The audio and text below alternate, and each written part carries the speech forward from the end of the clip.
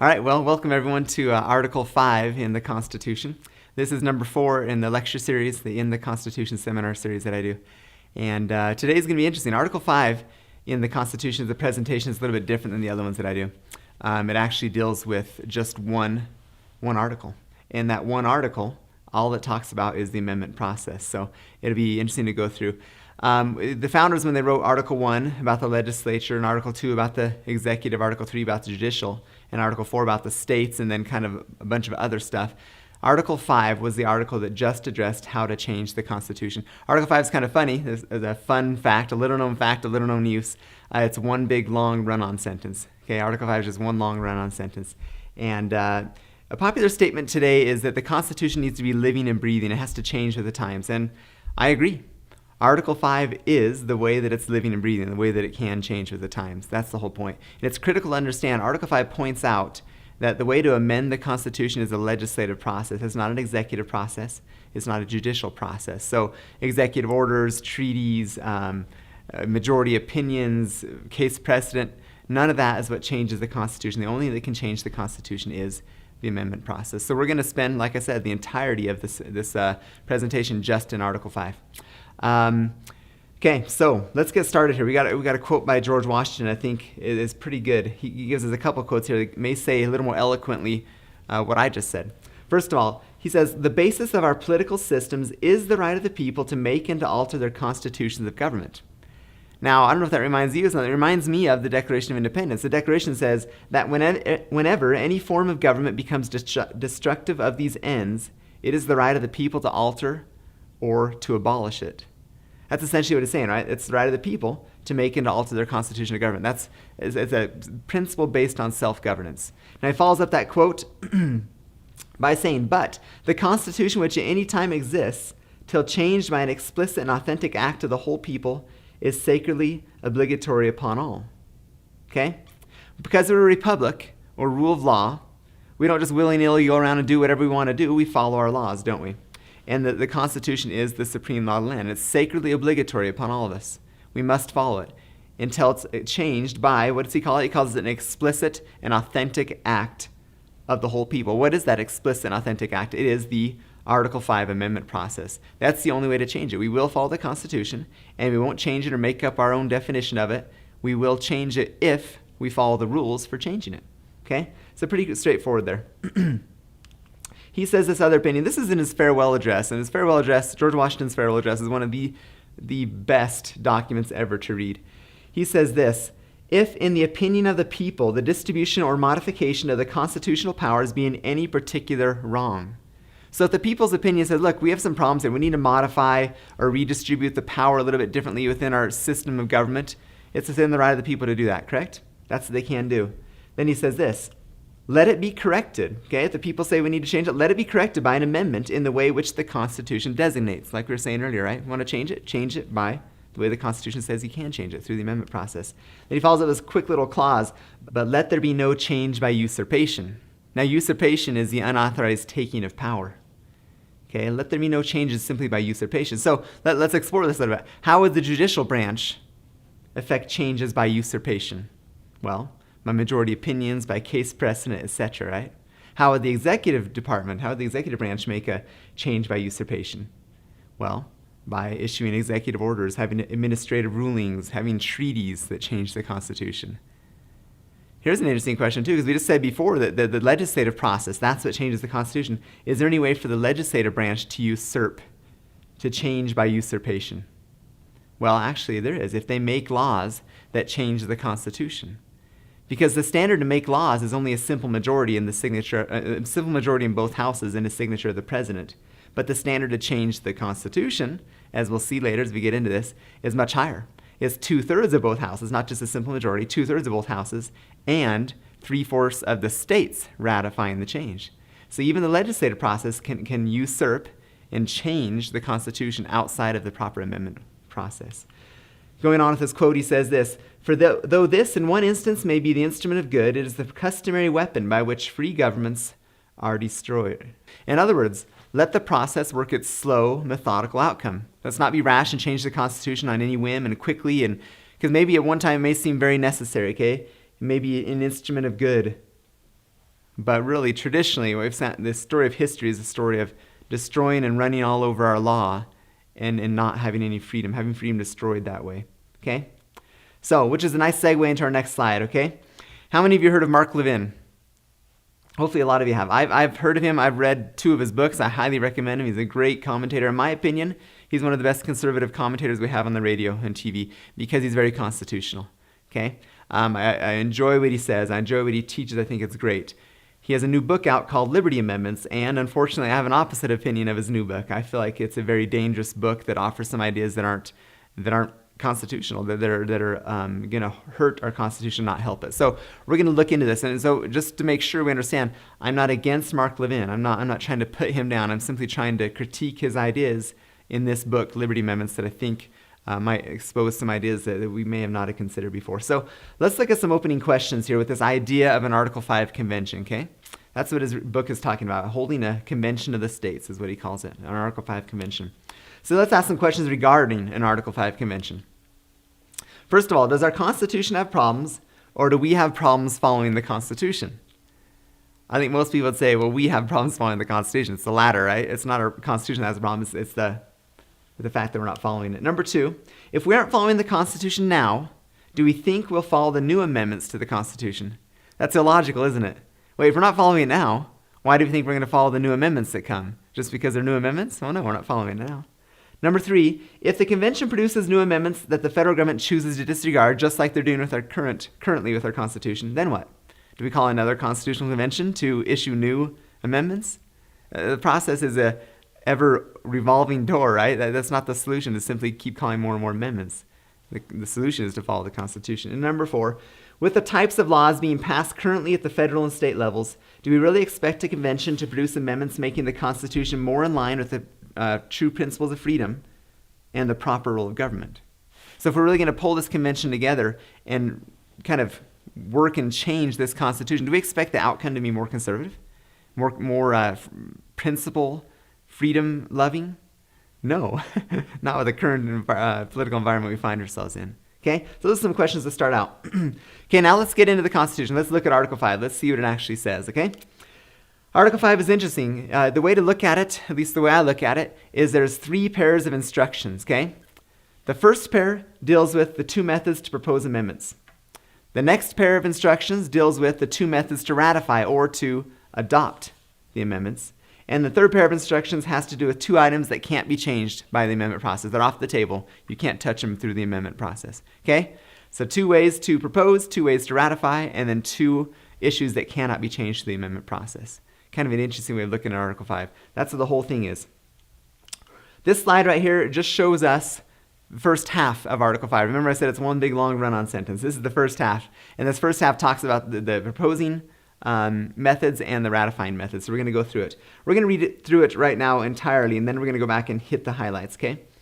It says this: the Congress, whenever 2/3 of both houses shall deem it necessary, shall propose amendments to this Constitution, or, on the application of the legislatures of 2/3 of the several states, shall call a convention for proposing amendments, which in either case shall be valid to all intents and purposes as part of this Constitution when ratified by the legislatures of 3/4 of the several states, or by conventions in 3/4 thereof, as the one or the other mode of ratification may be proposed by the Congress. Okay, so let's do it all in one breath, right? Okay, so let's look at this more specifically now.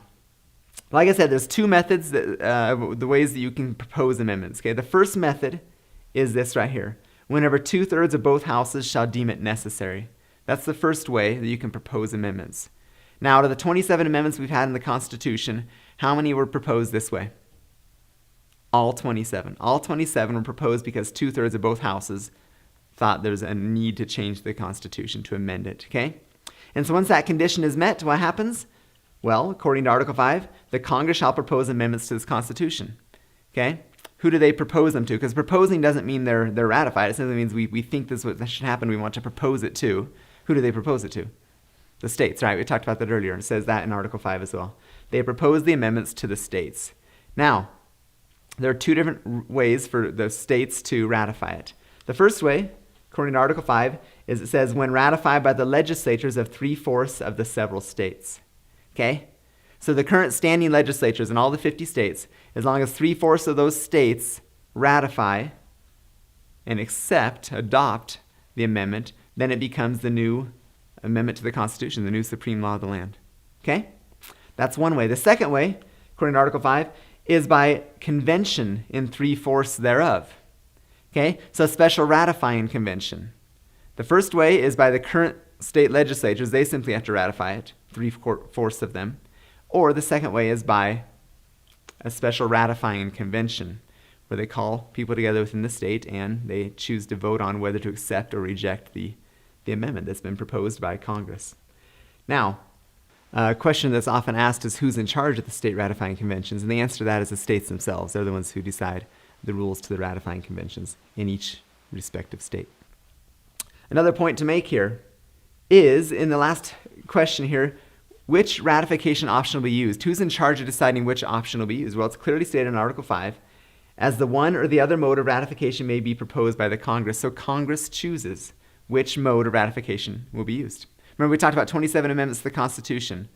How many of them were ratified by the legislatures, by the first option, by the standing state legislatures? 26 out of the 27. There was only one that was ratified by the second way, by the ratification of a ratification convention in the states. And that is an interesting story. It's the 21st Amendment. The 21st Amendment was ratified by a special convention within the states. Now, the 21st Amendment, do you remember which one that was? It was one that repealed the 18th Amendment. It repealed prohibition. Okay, the Congress knew from the current legislature makeup of the states in the Union at the time, they knew that certain legislatures wouldn't adopt the 21st Amendment, didn't want to repeal prohibition. One of them, as an example, is Utah. They knew the legislature in Utah wouldn't do so. So what did Congress do? They said, well, then we're going to exercise our option according to Article 5, and we're going to have ratification conventions, special conventions called within the states to ratify. And what happened? Well, particularly in the case of Utah, it became the last state in the Union needed to get that 3/4 majority and to ratify the 21st Amendment, bring it into existence. So kind of interesting. What it points out, okay, is simply that Congress is savvy. They know what they're doing. They already know, oh wait, this isn't going to get passed through the state legislatures. Let's use our second option, and let's use the ratifying conventions. And that's how we're able to make that occur. Okay, so to be clear, up to this point, we've talked about the first way to propose amendments, which is 2/3 of both houses. Then we've talked about the two ways to ratify, okay? The first way is 3/4 of the state legislatures or 3/4 of the ratification conventions that are called, okay? Now, let's go on and talk about the second method for proposing amendments, okay? This is the second way to propose amendments. Article 5 says this, on the application of the legislatures of 2/3 of the several states. Okay?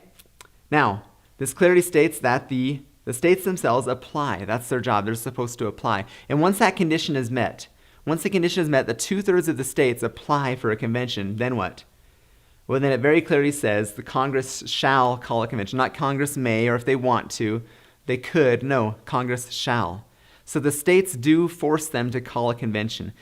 One of the things that I think is an error of what Mark Levin is proposing in Convention of the States is proposing, they're saying this is a convention of states. The states are in charge. The states are calling the convention. They're not calling the convention. They apply for the convention, and then the Congress calls the convention. So if Congress calls the convention, who's the one making the rules about the convention?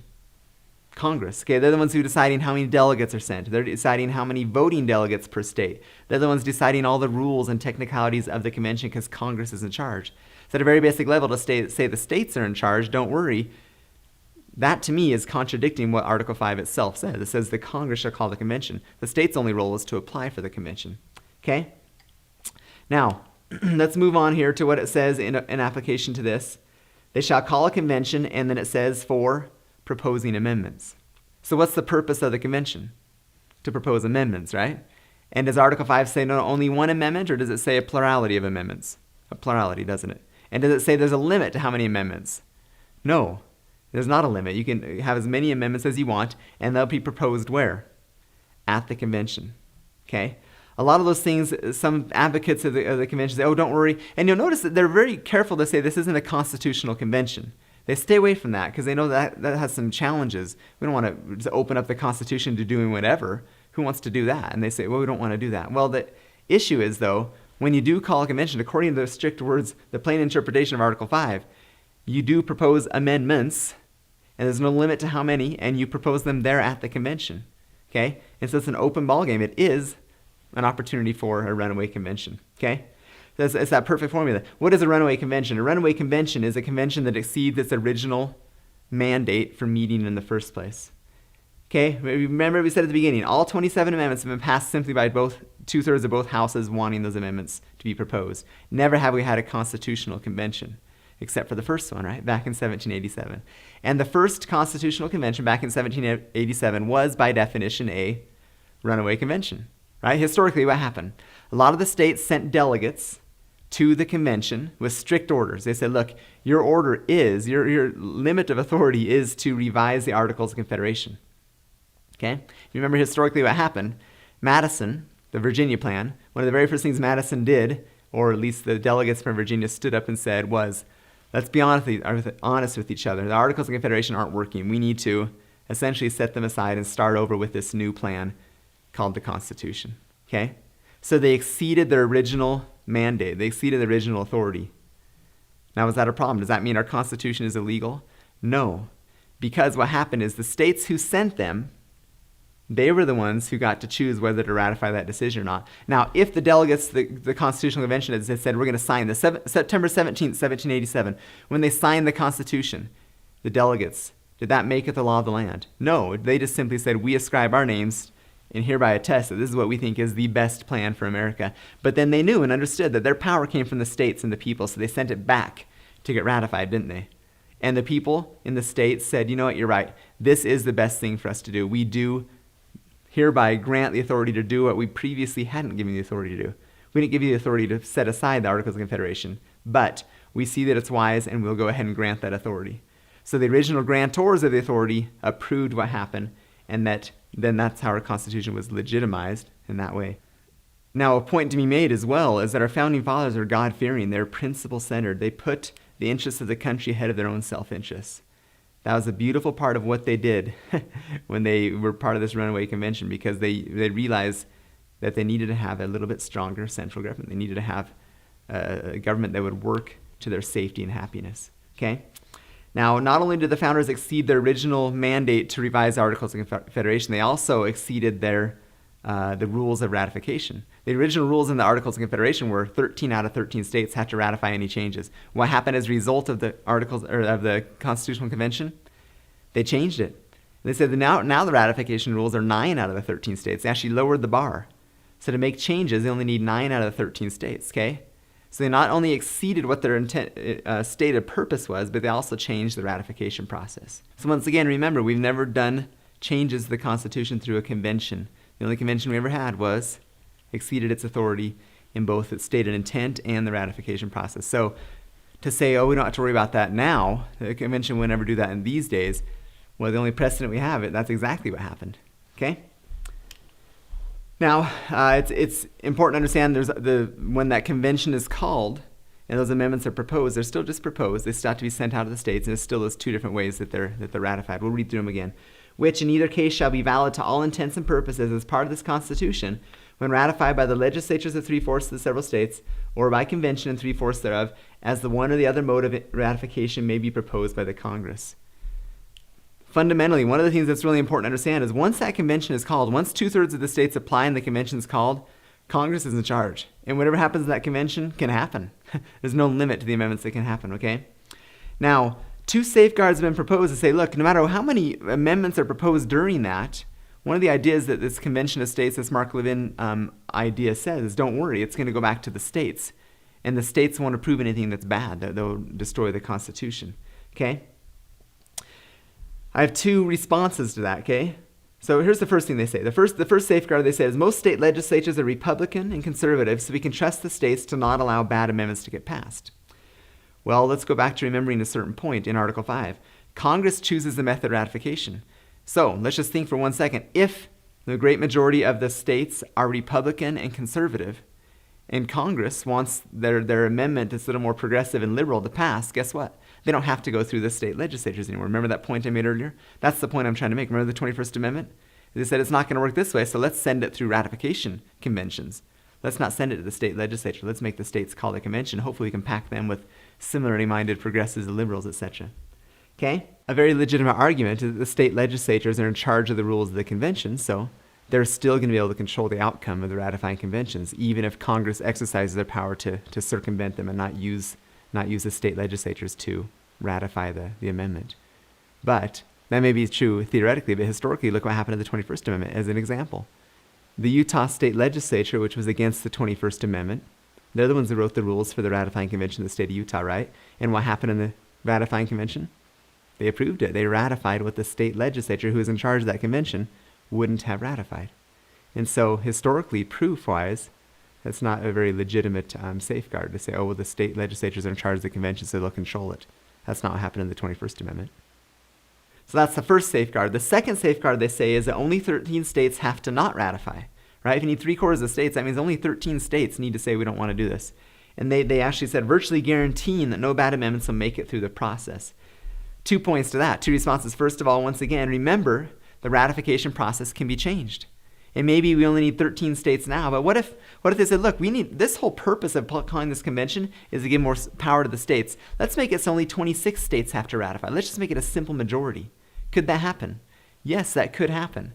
And then you would need half the states to say, no, we don't want to do this. So is there potential for that to occur? Yes. And it's not just theoretical. It actually happened in the past, right? They changed their ratification process in the original convention. They could do it again. And the second response to that is, has anyone ever heard of the 16th or 17th Amendments? Those are freedom-destroying amendments, okay? They're brought to pass with the same assurance that all we need is 13 states to not ratify this, right? The same assurance that we just need so few people not to want to ratify it. We'll make sure that no bad amendments get through. 16th and 17th Amendments are bad amendments, and they got through, okay? Now, Article 5, we just talked about the 2 processes for proposing and 2 processes for ratifying. Now we're going to talk about the 2 amendments that are off the table that can't be changed, okay? They're the 2 issues that can't be changed by amendment. Here they are. I'll just read this to you, and then we'll go through once again and talk about them in detail. Provided that no amendment which may be made prior to the year 1808 shall in any manner affect the 1st and 4th clauses in the 9th section of the 1st article, and that no state without its consent shall be deprived of its equal suffrage in the Senate. Okay? In case you didn't catch the 2 issues there, we're going to review them. Let's start at the bottom, actually. We just mentioned the 17th Amendment, okay? So let's talk about the 17th Amendment. Here's what it says. No state without its consent shall be deprived of its equal suffrage in the Senate. So that is off limits. You can't change by amendment that idea that states without their consent will not be deprived of the equal suffrage in the Senate. So the question is, have states been deprived of their equal suffrage in the Senate? At first we say no, because most people look at this and say, well, look, Article 1, Section 3, Clause 1, here's what the original Constitution said before the 17th Amendment. The Senate of the United States shall be composed of 2 senators from each state, chosen by the legislature thereof for 6 years, and each senator shall have 1 vote. And most of us say we're good to go. Look, each state still has 2 senators, they serve for 6 years, each have 1 vote, they still have their equal suffrage. Okay? But let's look in detail what the 17th Amendment did. What the 17th Amendment did is it took this part of the original Constitution, Article 1, that says chosen by the legislature thereof, and that's what it changed. It changed it and it made it say, elected by the people thereof. Okay? So I'll ask the question again. Have the states been deprived of their equal suffrage in the Senate? Yes. The states no longer choose their senators. The people do. Okay? Originally, the Constitution was set up so that the House of Representatives represented the people, and the U.S. Senate represented the states. But what did the 17th Amendment do? It robbed the states of their equal suffrage in the Senate. Because now, both the Senate and the House represent the people. Okay? The Senate no longer represents the states. So why does this matter? Why does it really matter that the states have been robbed of their equal suffrage? They still have 2 senators. Don't get over it. No big deal. Well, why it matters, let's give it a particularly important issue of the day is Obamacare. How many states sued the federal government? Over 30, right? So if over 30 states sued the federal government, how many senators would those states have in the Senate? Over 60, right? And those 60 would what? The 60 plus senators would have never voted for it, and it would have never passed and gone on to the president and have him sign, because the Senate would have shot it down, because the Senate was representing the interests of the state, the same states who are suing the federal government, over 30 of them. Okay? So there's some freedom issues. That's what's beautiful about the Constitution. There's some issues in there that make sense. You look at it and say, oh, wow, I hadn't thought about it that way. That's how it works. Okay? Okay, so Article 5, remember the second issue that couldn't be touched by amendment, it has been touched by amendments. The 17th Amendment deprived the states of equal suffrage. Now, let's go back to the first issue that couldn't be changed through amendment. Let's read this. It says, provided that no amendment which may be made prior to the year 1808 shall in any manner affect the first and fourth clauses in the 9th section of the first article. So, prior to 1808, they couldn't make any amendment to change this issue. What was the issue? Well, it talks about it it says Article 1, Section 9, Clauses 1 and 4. Let's read them for a second. Here's Article 1, Section 9, Clause 1. The migration and importation of such persons, right? So we're talking about slave trade, okay? The migration or importation of such persons as any of the states now existing shall think proper to admit shall not be prohibited by the Congress prior to the year 1808. But a tax or duty may be imposed on such importation, not exceeding $10 for each person. Okay? So what does that first clause of Article 1, Section 9 say? It says, slave trade shall not be prohibited by Congress prior to 1808. Secondly, a duty, an indirect tax of $10 per slave may be imposed by Congress. All right? Now, what does Clause 4 say? Because it says that can't be changed either. Clause 4 says, no capitation or other direct tax shall be laid unless in proportion to the census or enumeration hereinbefore directed to be taken. In other words, a direct tax can only be imposed on slaves at a rate of 3/5 a person, right? As long as slavery existed, the South wanted to make sure that such persons, slaves, were only counted as 3/5 a person for direct taxation purposes. Okay? So the slave trade was the thing that couldn't be amended before 1808. Was it amended before 1808? No. It was well after 1808 that they amended this whole idea of slavery. Thank goodness, right? We're glad that's not here anymore. But that provision is no longer in effect because it's past 1808. Okay? So, there in general, just to repeat once again, Article 5, 2 ways to propose amendments, okay? 2/3 of both houses or a convention, and then 2 ways to ratify, 2/3 or 3/4 of state legislatures or 3/4 of the special ratifying convention, and 2 issues that can't be touched, equal suffrage to the states, which has already been destroyed as 17th Amendment, and slave trade, which is no longer on the table because it's past 1808, okay? That, in a nutshell, is Article 5. Now, let's take a second and go back and let's make some assumptions. Okay, here's Article 5 again. Let's take the assumptions that Mark Levin makes. He says, look, this is a convention of states. So let's, for a second, contrary to what Article 5 actually states, let's assume the states really are in charge of calling the convention. Okay? In Wyoming, then, if the states are in charge, what type of delegates are we going to be sending to our convention? What types?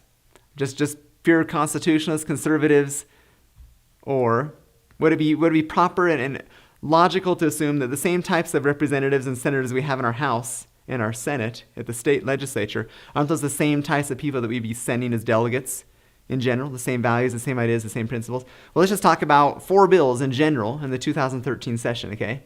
Let's talk about SF 104. That was passed. What did SF 104 do? It punished the people, took away from them the right to vote for the superintendent of public instruction. Technically, we can still vote for that position, but the position doesn't have any duties to be in charge of education, okay? So that passed by our Republican, red, conservative legislature, okay? Secondly, what about HB 104? HB 104 was the bill that said we're going to reject any federal gun control. If federal government comes in and tries to take our guns, we're gonna throw them in jail. We're gonna shoot them like anyone else trying to steal property and take away from us our right to defend ourselves. Did HB 104 pass? No, our state legislatures are, we can't tell the federal government what to do. Okay, there's 2 examples. What about the highway bill? What about our highway fuel taxes went up by 70%? And our legislature, our conservative legislature, yes. What about the lottery bill? Okay, and we could go on and on.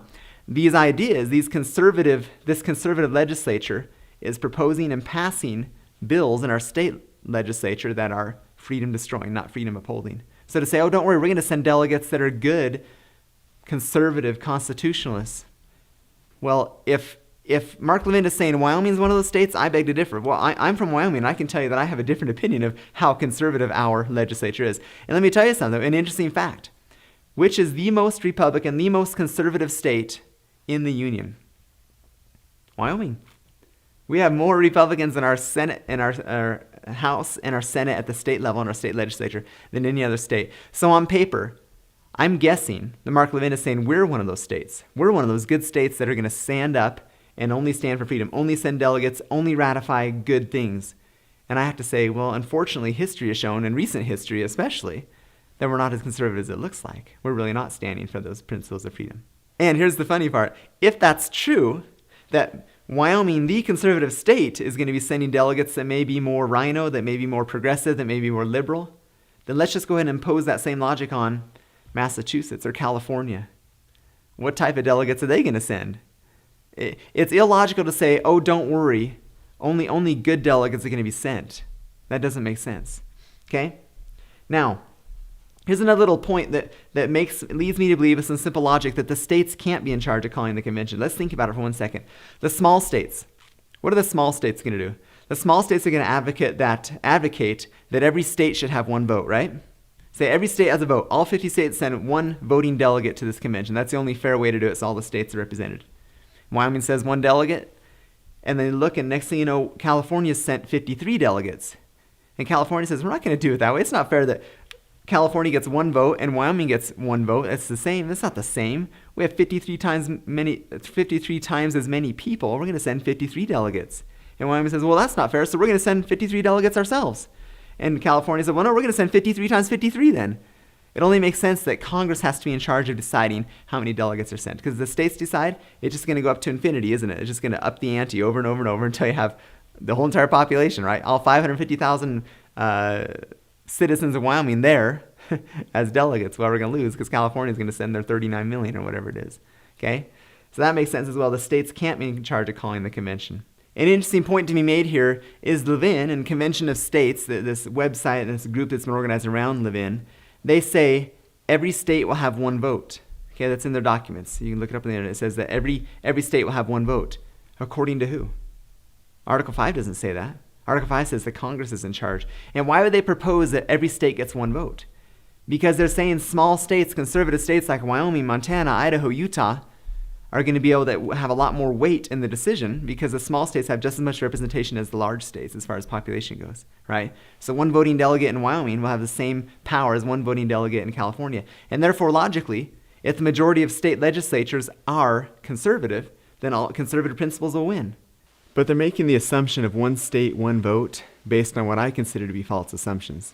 Okay, the first thing they throw out is they say, well, look, it's how the original Constitutional Convention came together. Well, yeah, that's true. But before the original Constitutional Convention, we had 13 very independent colonies, states, that were sovereign and that weren't bound together by a strong national government, a strong federal government, which is why they had the convention in the first place, right? It's because under the Articles of Confederation, they weren't strongly bound enough. Okay? And during that convention, what happened? The issue on how states would be represented at the national level in national issues was decided. That's how it was decided. So it makes sense when 13 sovereign states get together, each state gets one vote because they're all just sovereign states pulling together to decide how to run a federal government. But in that convention, they decided, what did? They decided that the small states, to their advantage, each state would have 2 senators, okay? So that all states are represented equally. And then for the large states, to satisfy them, they said that each state would be represented in the House based on population. So the small states had their representation and the large states had their representation. And that was decided in the convention. And moving forward, that's how it's been. That's how our electoral college still is. That's how our Congress still is. So I think to say that, oh, it's going to be one state, one vote in this convention, because that's how the first convention was, I don't agree with that, because the convention itself decided that issue. The product of the convention is what's called the Great Compromise. Okay, it's where they satisfy these issues. How are the states going to be represented? So in the states pulling together in a convention, we've already decided that. If California went in there and they said, and we told them we only get one delegate and we only get one delegate, I think California would have all kinds of legal standing to say, wait, you're stripping me of my constitutional right to suffrage, which has already been decided. We don't have one delegate, we have 55. Wyoming has 3. It's already been decided. We don't need to go back in time and say the convention, the original convention rules determine how many delegates are sent. Okay? So what if small states like Wyoming and large states like California have a debate and they say no, and they come to a standstill? We're going to send one, no, we're going to send based on population. They come to that standstill, what happens? Well, the principle of federalism says that states can't impose upon other states who are sovereign their own rules and enforce those rules. Federalism says you need to bring that to the congressional level. And Congress has already decided. It's already established. It's a mixture between state representation and people representation. Okay, one other last thing that people say is this is a convention of states, and if it's a convention of states, each state necessarily will just have one vote. That's how they justify one vote, one state. It's just a convention of states. It's not a convention of the people.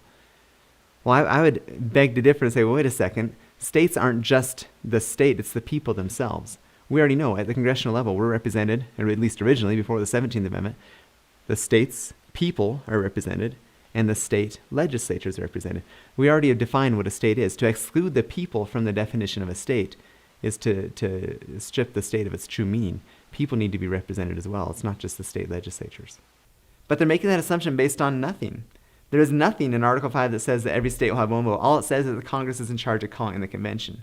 To make that assumption is simply pulling that out of thin air. There's no justification for that. And it's to give us this feeling that it's going to be all right. Don't worry, it won't be a runaway convention. Now we're going to go to another assumption that Mark Levin makes, okay? They say, look, what we're going to do is we're going to call a convention for proposing amendments, but we're going to limit it to only one subject. And what would that subject be? Well, according to them, according to their website, they're saying the subject is, we would allow all amendments germane to, quote, reducing the power of the federal government to be considered.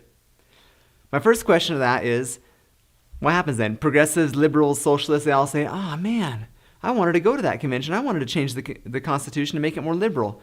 But we have to sit out because it says there's only one subject. We can't talk about liberal stuff. We can only talk about limiting the federal government. Shucks. We should maybe call our own convention sometime. No, it's not like the liberals and the progressives and socialists are going to say, oh, we're out. It's only limited to a certain subject, and the subject is a freedom subject, so it won't be touched. I think that's illogical to make that assumption. Just by saying it's at one subject doesn't mean the liberals and socialists are going to sit it out. Now, Levin and company propose a great way to make sure that the convention is limited to one subject. They say each state needs to put forth legislation making sure their delegates will only vote for and consider those issues or the amendments that apply to the issue for which the convention was called originally by the state legislature. Well, there's three comebacks I have to that, three things that I think we need to consider. First of all, would different delegates have different opinions about what the purpose of the convention is in the first place? And can legislation control their opinion? Is it possible there's different people who think different things about whether this legislation is in line with the purpose for which the legislature called for or applied for the convention? I think that's legitimate. People have different opinions, and can that legislation stop them from having an opinion? Number two, is this same idea of restricting delegates to only vote for certain things and only consider certain amendments was the exact same pretense upon which delegates were sent for the original Constitutional Convention. And what did they do? They did more than they were authorized to do. And what's more, they convinced the states in retrospect to go ahead and authorize what they'd asked them not to consider. So historically, we have another precedent that says that's not just theoretical, that actually happened as well. Third, let's make the assumption for a second that Wyoming can control the delegates they send to the convention. Okay? Can we control the other 532 who show up? And the question would be, these larger states that are sending more delegates, what type of instruction are they going to give into their delegates? Traditionally, and just how we know right now in the present political situation, the bigger states tend to be a little more progressive. And these progressive states have big votes. They're going to tilt the scale in their favor. And so we'll get more progressive and liberal ideas. The second question is, in this convention of states, what types of amendments would be proposed? Okay, if they really do follow this subject. Okay, let's just assume that it only does follow this one subject. We'll only talk about freedom-loving amendments and those that reduce the power of the federal government. Those are the only ones that can be considered. Let me give you some examples from Mark Levin's book. Okay, the first thing, one of them he talks about is repealing the 17th Amendment. All for it. I totally agree. We need to repeal the 17th Amendment. I agree with the goal. We do need to repeal the 17th Amendment, but I don't agree with the process. Don't say, hey, let's fix the 17th Amendment by calling a convention. Say, let's fix it with an amendment. When you call a convention to fix one specific thing, you're opening the door to have all kinds of other amendments be brought to pass. And you might get a lot more than you bargained for. So I like the goal, but I don't like the method. I think it's too dangerous. Next, what about a balanced budget? He's all for that. I'm for a balanced budget. I'm not necessarily for a balanced budget amendment. First of all, because the Constitution itself already calls for a balanced budget. 80% of what the federal government's spending their money on the agencies and programs and entitlement and all that stuff, is not constitutional. So if you simply follow the Constitution, the natural consequence is a balanced budget. The challenge could be when someone calls for a balanced budget amendment, what does that mean? If someone can't control how much they spend, what does a balanced budget mean? It means raise taxes. That's all it means. Okay? So I'm a little bit nervous about a balanced budget amendment. Another one he talks about is term limits. Now, do term limits solve the real problem? The real problem in America is the ignorance and apathy of the American people. What do term limits do? If Nancy Pelosi, we talked about this in the first presentation, if Nancy Pelosi is term limited out, do they think they're going to get a constitutionalist in her position? No, it's going to be the same type of person. Okay? Now, it is good. The jury's somewhat still out on term limits. Okay, I've been thinking about this lately. Okay, so what does it do? It stops this career politician. It stops the super powerful positions of political appointments. That is nice. But at what price? I think at the price of having lame duck sessions. Never will you have a session in Congress that doesn't have a significant number of congressmen who are in a lame duck session. So there's some ones that kind of debatable back and forth what Mark Levin proposes as liberty amendments and some different ideas to think about. Let me give you two specific examples of his liberty amendments that I take major issue with, okay?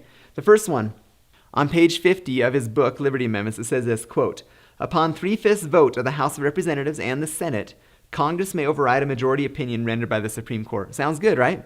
Congress now has the ability to check the Supreme Court and override their opinions. Now, we talked about this in very much detail in our checks and balances presentation, okay, a couple presentations ago, the second one in the series. I'm going to give you just a quick, brief overview of why this amendment he's proposing isn't quite all that good, okay? Now let's go. Let's look at this for a second. Let's look at Article 3, Section 2, Clause 2, and it says this, in all of the cases before mentioned, the Supreme Court shall have appellate jurisdiction both as to law and fact, okay? Supreme Court has jurisdiction over the law and fact with these different appellate cases, these cases that come through the appeals process. And it says, with such exceptions and under such regulations as the Congress shall make. So according to Article 3, Section 2, Clause 2, Congress already has a power to check usurpation by the Supreme Court. They already have the ability to override their decisions. And how is that? How do they exercise that ability? According to Article 3, Section 2, Clause 2, is they make regulations and exceptions. How are they able to do that? Well, I don't want to get too technical here, but let's look real quick. Article 1, Section 5, Clause 2 says that each House may determine the rules of its proceedings. In the House, they've chosen to follow Jefferson's manual. In the U.S. Senate, they have what's called the standing rules of the United States Senate. In both those different rules of proceedings, majority rules is the rule. Okay? So, going back to Article 3, Section 2, Clause 2, the way for them to do that, the way for Congress to make exceptions and regulations upon the appellate jurisdiction of the Supreme Court. In other words, if the Supreme Court makes an opinion, issues a majority opinion, and Congress doesn't like it, they simply need a simple majority to say, no, we're overriding that. We're no longer allowing that issue to ever go to the Supreme Court again, okay? So we're effectively voiding that decision. That decision still stands for that certain case, but it will no longer be used as a case precedent for hereafter because Congress has limited the appellate jurisdiction, the appeals process. Appeals about that issue will no longer go to the federal Supreme Court. They'll stop at the state level. Okay? So effectively, with a simple majority, Congress can stop that. So the question then becomes, according to the Constitution, what majority in both houses is required to override a Supreme Court majority opinion? Well, according to Article 3, Section 2, Clause 2, all we need is a simple majority, more than 50%. According to Levin's Liberty Amendment, what majority in both houses is required to override a Supreme Court decision? He says 3/5, so we need 60%. Now, does the proposed Liberty Amendment strengthen or weaken the congressional check on the power of the Supreme Court? This supposed Liberty Amendment actually weakens it. The Constitution already has a standard. It's 50%. It's a simple majority. And he says, oh, we should propose a Liberty Amendment. It says we have to have 60%. That weakens the position of Congress. That doesn't strengthen the position of Congress. Isn't that interesting? Okay, now let's go back. Remember I said I was going to give you two examples of Levin. That was the first example, which is really interesting. It's not more liberty enabling. It's actually restricting of liberty. Second one is on page 169. It says this, quote, upon 3/5 vote of the state legislatures, the states may override a federal statute. Sounds pretty good, right? States overriding federal statutes that are outside their power, their jurisdiction. Okay? It sounds great, but what do we know from the Constitution? What does the current Constitution tell us without ever being amended? Well, the 10th Amendment's very clear. The 10th Amendment says, the powers not delegated to the United States by the Constitution, nor prohibited by it to the states, are reserved to the states respectively or to the people. Okay? 10th Amendment clearly says that each respective state has reserved to it all rights that were not explicitly delegated to the United States, to the federal government. Each respective state. It doesn't say once 30 states recognize that the federal government's usurping power, then they can collectively work to overturn this federal statute that's outside of its jurisdiction. It simply says any state, any respective state retains all the rights that are not explicitly delegated to the United States government, to the federal government. Okay? What does that mean? Well, in practical terms, that means nullification. Okay? Whensoever the general government assumes undelegated powers, a nullification of the act is the rightful remedy. Now, we talked about nullification in our second presentation as well. Nullification isn't sedition. It's not secession. It's not treason. It's not picking and choosing which laws you will obey. Nullification is upholding the Constitution. If the states never gave to the federal government the power to do a certain thing, and the federal government does that thing, nullification says, in our state, we honor and uphold the Constitution. You will not do whatever you want to do. You were never given that power. In our state, we will nullify gun control. We'll nullify federalized health care, etc., etc. That's an option that states have. And just one state can say, I'm not going to do that. It makes sense, okay? So going back to the question again, according to the Constitution, how many states are needed to override a federal statute? 1. According to Mark Levin's proposed Liberty Amendment, how many states are needed to override a federal statute? 3/5, or 30 of the states. So if this Liberty Amendment was put in, the federal government could literally say, if Wyoming said, we're going to stand on our own laurels, we're not going to allow you to have perform gun control in our state, the federal government could come up to Wyoming and say, listen, you guys can stand on that. You can override this federal statute. You need 29 other states to do it, though. Does that strengthen or weaken the position of the states? Mark Levin's Liberty Amendment weakens the position of the states to check federal usurpation. Because right now we only need one state. His Liberty Amendment would make us have 30 states. Interesting. Very interesting, okay? So my basic premise is, why spend so much time worrying about trying to promote a convention and trying this untried and fairly dangerous idea? Why don't we spend our time and our effort simply trying to promote following the Constitution? And the measures the Constitution has are already stronger than the supposed liberty amendments that are offered in the first place. Nullification. It's a great, simple constitutional way to make sure the federal government can stand up, to make sure the state government can stand up to the federal government. Why don't we use nullification instead of shy away from it and say, well, let's call a convention and open up Pandora's box? Now, that's just two explicit cases that we could go through some more and look at them, and we'll leave that up to you. You can read the book and go through and try to understand, boy, that doesn't make sense. That's going the wrong direction, okay? These, I think, are very clear going the wrong direction. So let's end with some questions here. These are other questions regarding our Article 5 convention. First, is there sufficient morality and virtue in our public servants or the people to guide us in changing the law of our land?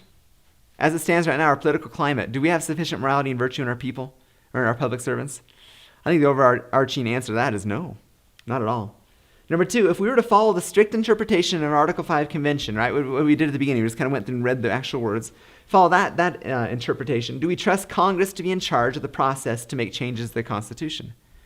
Not the Congress I know. I don't trust them to be in charge of that. Number 3, if we were to follow a more loose interpretation, okay, more of like what Mark Levin is proposing. Oh, it's a convention of states. It's just an Article 5 convention. It's not a constitutional convention. States are in charge. We have all kinds of checks in place, and we're good. Do we trust the states to propose and ratify changes to our Constitution? No, I don't trust our state to do that either. Okay, we've gone through the reasons why. Number 4, in short, once again, does our Constitution have a problem and therefore is in need of changing, or do we as a people have a problem following our Constitution? I think the latter is the case. Especially because you see these once again, you see these amendments that are proposed, and they're amendments that aren't really strengthening the position of freedom. They're weakening the position of freedom. And the Constitution originally, as it's written in the first place, as it already is without being amended, provides the tools we need. We just need to follow the Constitution. Number 5, if we simply followed the Constitution instead of changing it, would issues such as the balanced budget, term limits, and out-of-control Supreme Court and Congress be solved? Yes. Just like I said, I repeated myself there. The Constitution already has the solutions, okay? So 2 comments in conclusion here. One of the great emotional appeals of those in support of the convention is, look, we're not going to sit around and do nothing. Things are bad. Congress is never going to fix themselves. We got to do something. Now, I agree that things are bad, that Congress isn't going to fix itself, and that we need to do something. But to me, there are 2 false alternatives. The one is, well, let's try a convention. It's never been tried. It's dangerous. There's all kinds of things that could happen. But we got to do something. Let's do that. Or, fine, if you don't want to do that, it just means you want the status quo. What about the third option? What about the third option of educating? Educate. We got here because of the slow and deliberate dumbing down of America and the ignorance of the Constitution. Congress is out of control because the people let them get out of control. Why not educate people and get them back into standing for, living, loving, and learning the Constitution? If they do, that's the only fix. Is that a long-term solution? Yes. Some people say they don't have any time to do that. We need to just skip to shortcuts. Shortcuts never work. The only way to fix this problem is to educate people. Okay? And secondly, Some of the advocates of a convention say what we need to do is organize and threaten a convention because Congress is scared to death of a convention. I don't know. I guess I just don't buy that. I don't believe that Congress is scared to death of a convention. I think they'd love to meet and legitimize and legalize what they've been doing illegally now. They've been ignoring the Constitution. They've been getting away with it. Wouldn't it be great if they could actually get together and destroy the Constitution? I think that's what would happen. What's happening in all the local, state, and federal laws that are coming out now? The freedom-destroying measures, laws that hurt the Constitution, hurt freedom. And so wouldn't that be what would come out of it? And why would they be opposed to a convention that would offer them the legal authority, the legal grounds to do even more damage? So I don't know if I agree with the idea that we can threaten a convention and then Congress will go ahead and put forth an amendment because they don't want the convention. I don't see that happening. So we always ask the question, well, what's the solution? What do we actually do then? Well, it's great. This is, I think, more clear than maybe other presentations. What's the solution? Well, the solution is restoring the Constitution. It already has the solutions. We need to get back to the Constitution. It already tells us how to fix these things. Okay? We'll discuss this a little bit more in the what's the solution portion of this DVD, but just real briefly, the 3 steps are the same that I always propose. You need to educate yourself. Understand the true principles of freedom. Understand what's in the Constitution. Some people propose changing it. You can say, no, don't change it. It's better how it is, and here's where it says that. Okay? You need to share information with others. Other people need to know that as well. And thirdly, specific to this presentation, what we really need to do is we need to talk to our state legislators. This is a great opportunity to get with them, teach them these true principles, help them understand that constitutional conventions, Article 5 conventions, Convention of the States, whatever you want to call it, any type of convention is dangerous. It opens up Pandora's box, and they can change the Constitution however they want to do. We don't want to do that. We want to stand with our Constitution, not change it.